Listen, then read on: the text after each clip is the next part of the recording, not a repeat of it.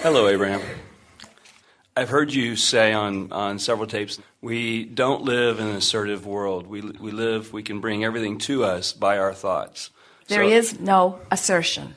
How can I balance wanting to draw everything into my life without having to go into the doing or the being of whatever it is I do?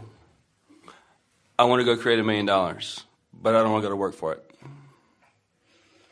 Well, your statement is really telling and really important, because what you're saying is, I want $1 million, and I believe that there are ways to get $1 million that I don't want to do.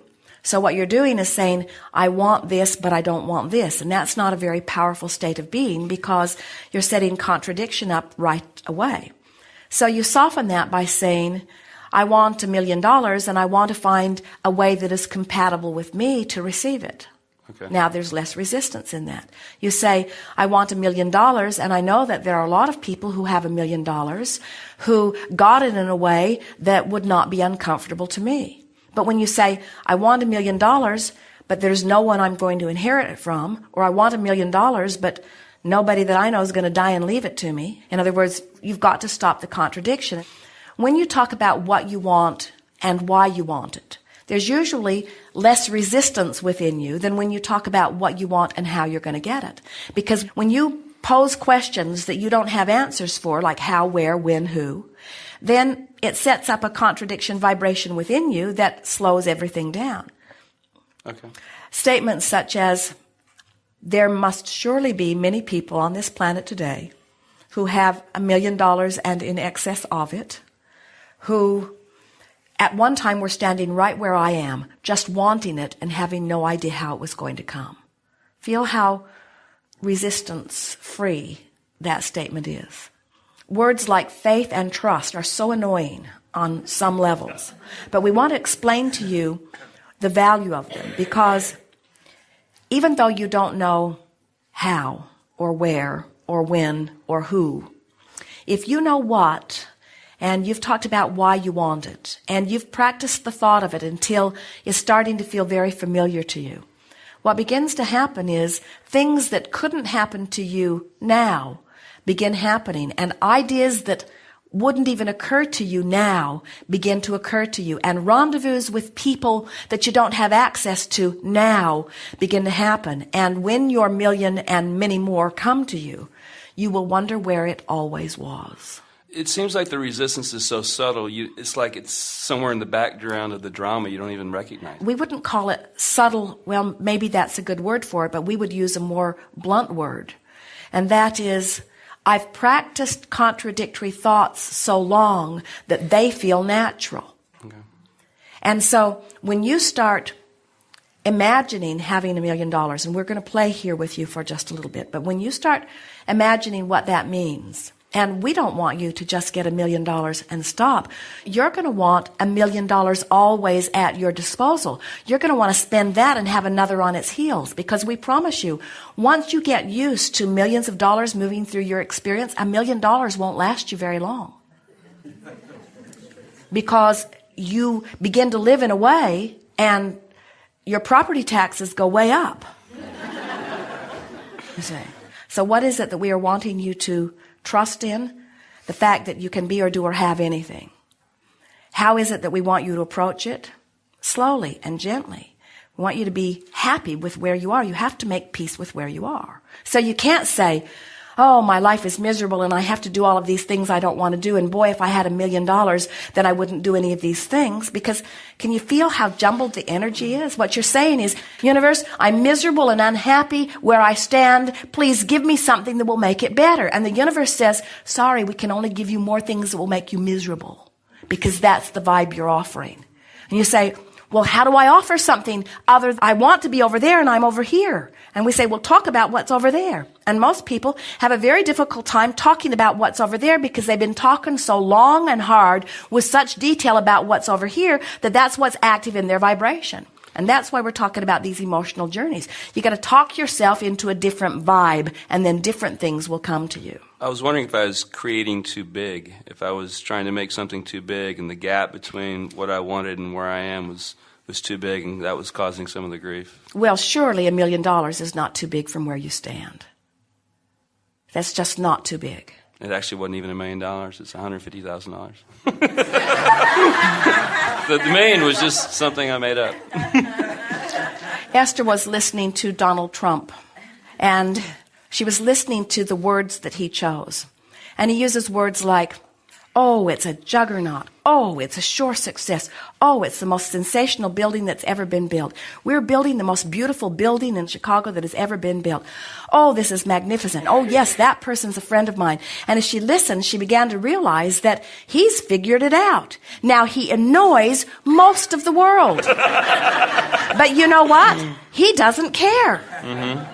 He has developed a relationship between what he wants and where he is. Even when what he wanted and where he was were not in the same place, you would not know it to hear him. In other words, he continued to tell the story the way he wanted it to be. And so the universe continues to yield to him. Now, there are all kinds of people that say, oh, he's a braggart. Oh, of course he can talk like that. He's a billionaire. And we say, he wasn't always. He was talking like that, and then he became that, you see. And so you don't have to follow his lifestyle or his personality, but you do have to follow the success principles that he's found. You gotta talk about what you want. You gotta tell it like you want it to be. You can't face reality and have reality change in any way. You've gotta face the parts of reality that you love and fill in the gaps with things that you get from your imagination or from your expectation. And before you know it, you see, so here you are, and you've got a lot of good things in your life which you accentuate and talk about and appreciate and make lists of.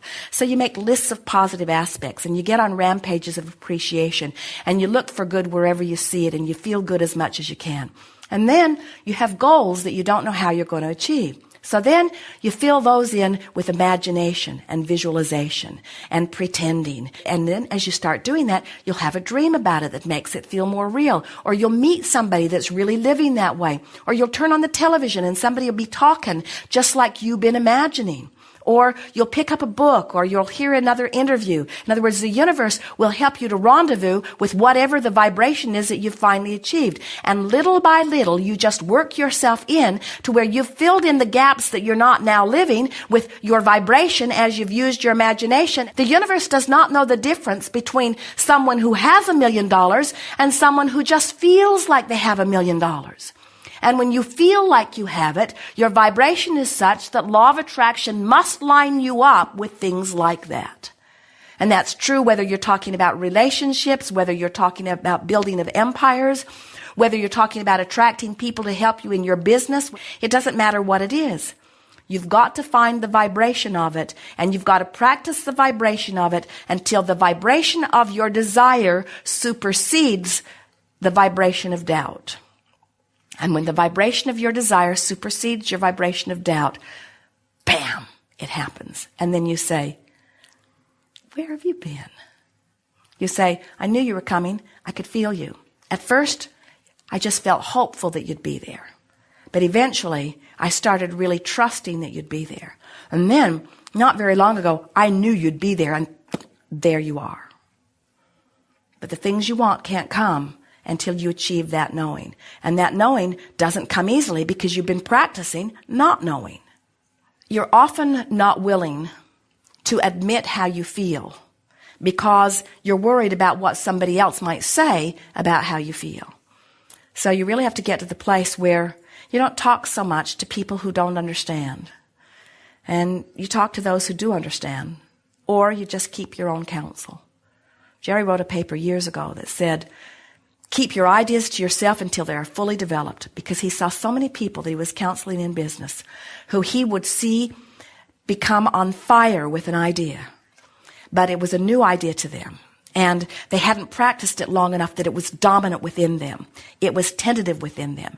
And he knew that it could go either way, and then they'd go home and they'd talk to somebody about their new idea before it was really shored up within them. And that person and their doubt and their negative commentary would activate that old vibration within this person, and then it was all over because the seed had not been allowed to germinate and get enough of a foothold that it was strong on its own. There's no reason for you to experience anything less than what you want. And if you have the ability to imagine it, this universe has the ability to give it to you. Knowing it, knowing that you want it, asking for it, is step 1 and step 2, because you've asked and the universe is given. Now you just have to get out of the way. One more thing we want to say to you. We think that when you say you want it but you don't want to work for it, we think that's where your cross purpose is, because you don't like doing the things that you think you're going to have to do in order to get it, but you don't believe you can get it otherwise. So that's where the contradiction is. So what you're literally saying to the universe is, do this impossible thing. So what you have to do is find some way of making it not feel impossible. So do a little research. Notice how many people find that. Notice how many different ways there are for money to come. In other words, give yourself some reason to believe that it is possible for you to receive. Okay.